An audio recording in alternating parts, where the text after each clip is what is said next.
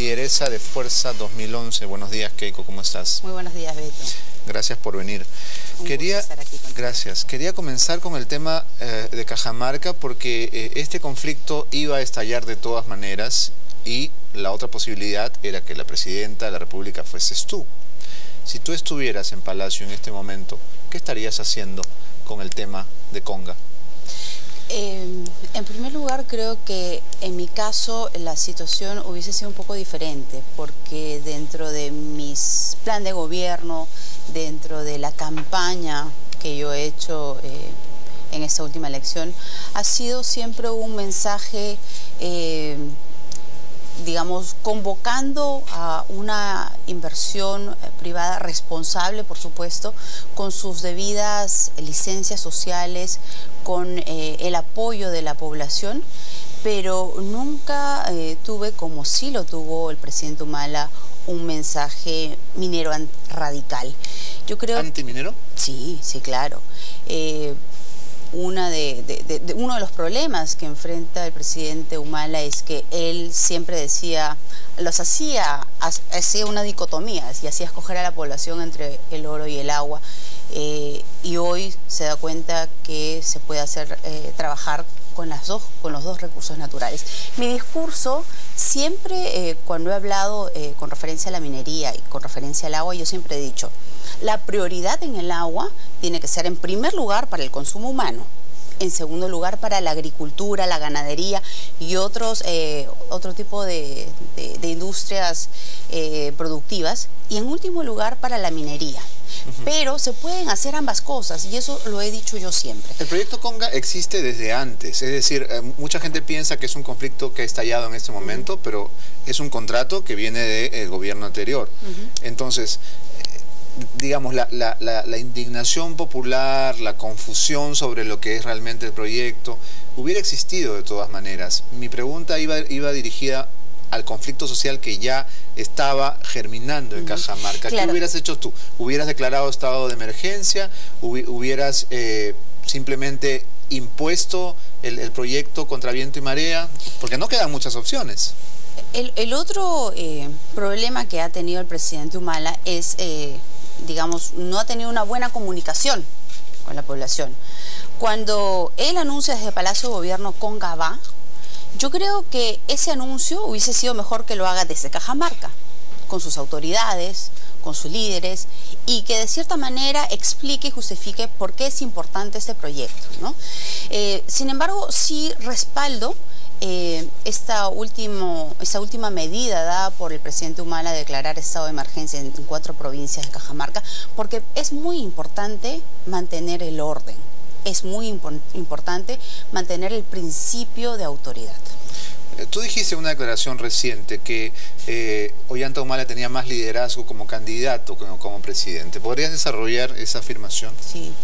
Yo creo que en estos últimos días, sobre el proyecto, si es que va o no va, no hemos visto un presidente mucho más activo.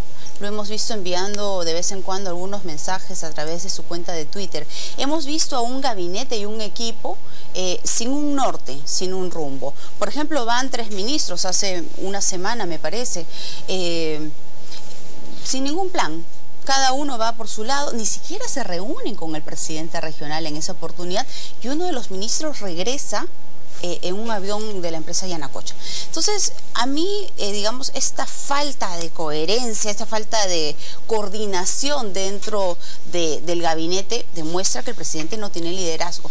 Y a mí me gustaría que el presidente hablara mucho más, como cuando sí lo hacía cuando era candidato. Él hablaba todos los días, daba mensajes claros, yo tenía muchas discrepancias con él, pero se enfrentaba a la prensa para transmitir a la población su pensamiento y su norte, qué es lo que él pensaba que debería hacer con nuestro país. En este caso lo vemos demasiado silencioso, para mi gusto. Ahora, en el Congreso se ha respaldado la medida del estado de emergencia. Tanto la bancada fujimorista como la del APRA lo han apoyado en esto. ¿Hasta cuándo se va a poder sostener, en tu visión, este orden, entre comillas, en Cajamarca? Porque, vamos, no se puede tener a la ciudad militarizada o llena de policías por mucho tiempo. Totalmente de acuerdo.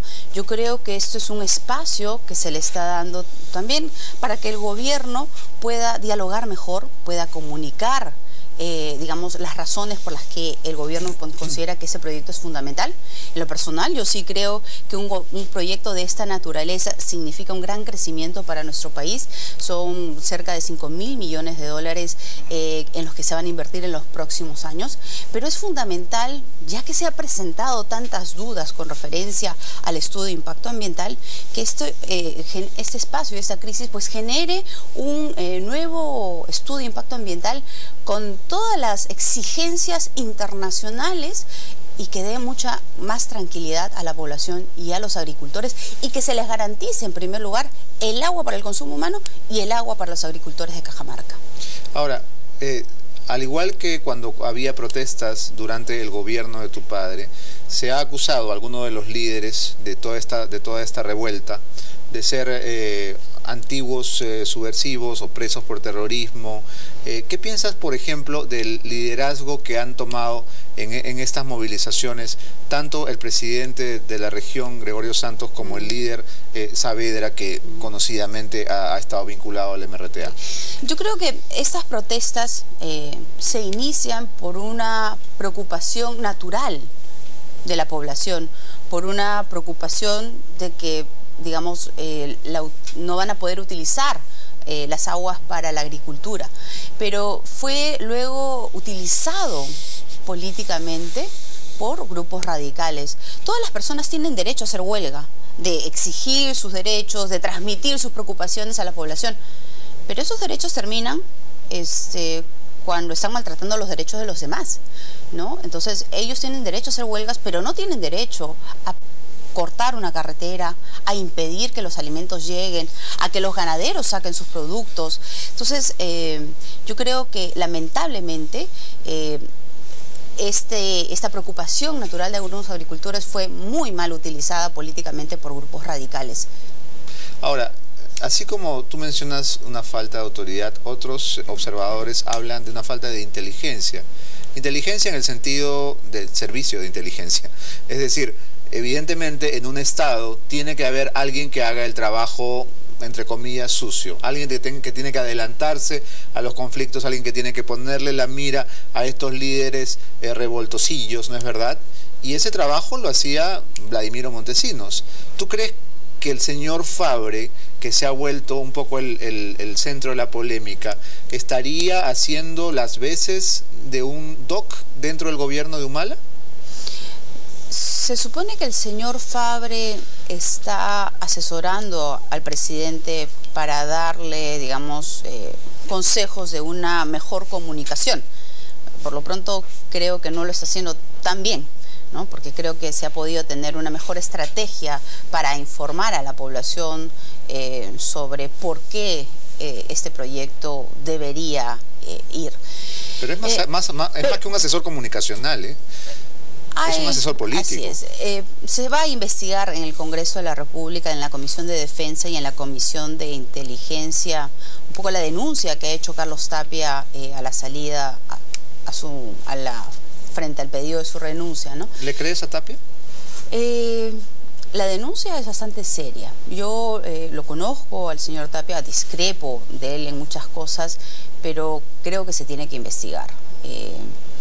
Si es que él ha visto informes, ¿no?, de posibles seguimientos, es bastante fuerte la denuncia y esperemos que esto no esté ocurriendo, ¿no? Sin embargo, con referencia a la capacidad de anticiparse, eso es otro problema que tiene este gobierno, que no ha podido, digamos, tener una mayor información, como por ejemplo lo que ha ocurrido en Cañete.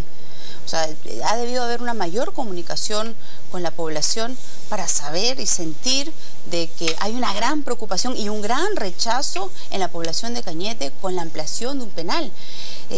Cuando se hace este tipo de proyectos, pues se tiene que tener una estrategia de comunicación y se tiene que anticiparse frente a los posibles conflictos que estos puedan desarrollarse.